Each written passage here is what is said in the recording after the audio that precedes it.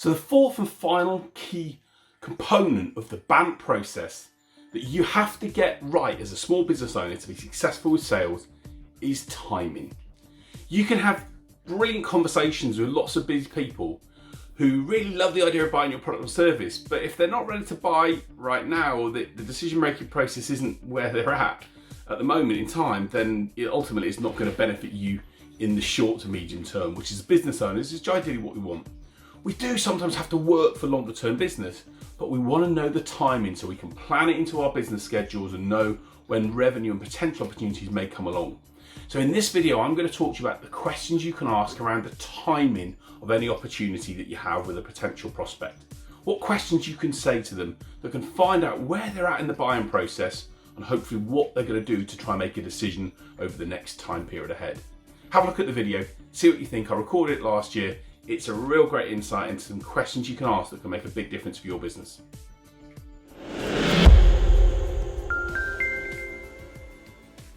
The final T within the BANT process stands for timing.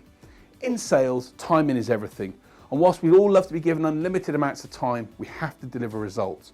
And in that case, then we also have to know the timescales that our prospects are working to in order to make a decision on what's driving those timescales and why that's so important for them. The first is now or nurture. The reality is when you engage with your prospects, there's either going to be something that's causing them to do something pretty soon that fits in within your sales window, or it's something that they may be considering for next year or the subsequent time, in which case you may need to nurture them so that when that time comes, they think about you and your company rather than anyone else. We've got to learn and know by asking the right questions as to whether we're going to do business now or in the next maybe 3 to 6 months, or whether it's going to be something we're going to have to nurture for a longer period of time. And unless we ask the questions, we're never going to know. The other reason why that's so important is point number 2, because as salespeople, we need to be able to take control of our own destiny. And taking control means being able to know as much as you can about when your potential opportunities are going to close. And if you don't know the timescales that your prospect's working to, then you have no chance of being in control of achieving your own target. So by taking control, by asking the questions and finding out what timescale your prospect's working with, you can then identify what needs to take place now, in the next few months, in the next few weeks, whenever, in order to make that target achievable. The final thing is this: time is the most precious commodity we have as salespeople. Unless we use our time productively in the right way, the reality is we will not achieve the targets that we have set for us or that we want to achieve ourselves. By asking the right questions with our prospects and those we engage with, we can get a sense of where they're thinking. We can get a sense of what they're looking to achieve, and we can then make sure we align our timeframes to theirs. You try and rush a prospect too soon, you're more likely to annoy them and make them choose someone else. But if you can show them and bring an alignment to what they're thinking, to what you're thinking, hopefully the two will align and you can close that business. Let's look at some of the questions we can ask within the timing area in order to get the right answers from our prospects. And here are some of the questions you can ask your prospects and the people you're engaging with to really get to know what's happening in their world. A great question I always use and say to people to ask is this: what has prevented you from fixing this in the past? What that enables you to do is to basically identify the timescales that they're working to in order to make it happen now, but also understand maybe where it fitted within their priority list, or why it wasn't something that was important to them in the past. By asking these type of questions, we enable ourselves to get to know what's really happening with the prospect and the timescales they're working with. Another great question to ask is this: what's made you look into this right now? Again, we want to find out what's driving them. Is there a management decision that's been given that they've got to then implement, and they want to make sure they look good to the management? Is there a budget that's got to be used up by a certain time frame? Is there something that's got to be done in order to meet an investor requirement? I don't know.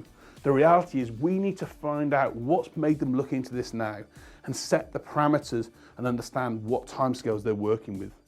It may already be that the prospect's done a number of bits of research, read white papers, watched videos, looked at any number of graphics that enable them to build a position of where they are.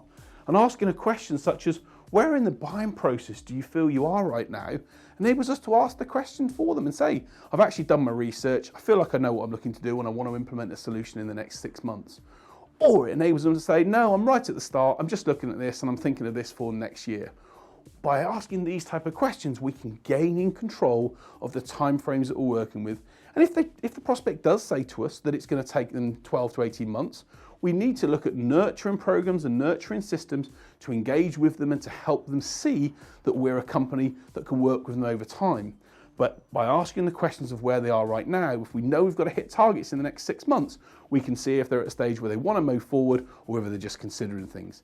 These questions enable to us to know what's happening, and if we probe in the right way, it can put us in the right frame of mind and the right position to really go on and achieve the numbers that have been set. So another 3 questions that you can ask to make sure we stay in control and understand the timescales that the prospect's working with are these. A great question that I like to use is this: when would you like to have this issue resolved by? Wait for the prospect to talk, because ultimately what they say next will be really key into you knowing whether it's something you work on now or in the future. You get a response such as, it's something I really need to resolve over the next 3 months. You know you're in with the chance to be able to make something happen. Make sure the timescales for the service that you offer relate to the timescales that the prospect's working with. But asking a question like that enables you to really set a framework for where they're going to be and what you can then do to hopefully win that business. One of the things, again, as I've mentioned consistently in this video series, is about understanding the impact what you do has on your prospect. And by not resolving the problem, what will it mean for them? So I always like to ask this question: what will be the impact of not resolving this within the next 6 months for you as a company? By asking that question, we're able to qualify whether this is something that fits within their immediate to short-term priorities, and also what happens if they don't get this in place. The reality is we want to understand impact. What's it going to mean? What's it going to cost you? How's it going to make you feel? What will it do for you as a business if you don't put this in place? And maybe if that in your sales cycle is 3 months, 1 month, 12 months, whatever's right for you, change that number to be the month that fits for your business. But asking those questions enable you to see whether it's something they want to do now or it's something for the future. And the final question that I really good one to use, especially if you're working with large corporate organizations that have got budgets set, is to ask a question such as this: in which financial year have you budgeted for this service to be implemented? What that means is that if they actually then set a time frame and it's been budgeted for as part of their plans, not just to be started but to be implemented, you know that you can work backwards from that date and time. And being able to identify and ask them at which financial year they're planning for this, again, it can enable you to see, is this something you want to focus on now or is it something you want to focus on in the future? Other questions such as, how soon would you like to move forward with this, or what is it that stops you from implementing something pretty quickly, are questions you can ask if you feel that the opportunity is right at that time to get to that level with the prospect. The reality in sales is if we chase opportunities that aren't right for us, if we focus on pieces of opportunity that aren't going to be suitable for us as a company, we end up causing more damage later down the line, and it can affect your personal reputation as a salesperson. So look at the way in which we've covered the approach of timing alongside the other elements around the BANT process, and make sure you ask these and any other type of questions in order to be able to find out what's going on in the timescales and why your prospect's doing what they are. Do that and it's going to help you get a better sense of them, and I can assure you it's going to help you get better results. So there you have it. That was the video around timing. Did it help you? Did it give you some insights into how your prospects may be working? I hope it did. I hope it's given you some thoughts as to what you can do differently. And what I'd really encourage you to do is to just use these questions plus the 3 other question areas: the budget, the authority and the need and the problem or want, to really get to understand what's going on in the mind of your prospects and to qualify leads. If you qualify these opportunities in the right way, you will get better results and you'll save yourself time as a business owner, which is one of the most challenging things we all have. Ask those questions in the right way on the great path to sales success. Thanks for watching the video. Hope you've enjoyed it. Please like and subscribe to the channel if you have. Make sure you get that button subscribe down there so we can get you a video every single Saturday. And let's make sure that we're giving you the tools and support you need as a small business owner to make brilliant sales and business happen. Take care, everyone. See you soon. Bye-bye.